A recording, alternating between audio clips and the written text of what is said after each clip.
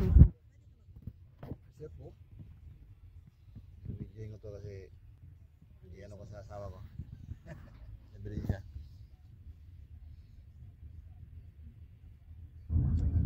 Ebidensya na nasa labas ka? Third exit, di ba? Oo. Third exit.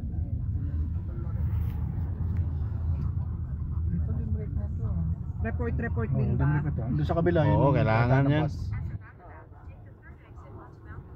Wala kang magkakaroon ka ng penalty. Hindi may penalty. Ilan ba anak mo? 3. Ilang taon na?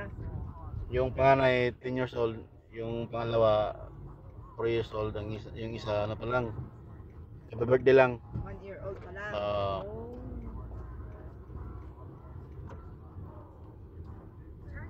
Di bali, ang importante, Turn left?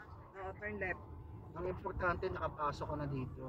Ayun na nga eh. Madali mo na makuha yung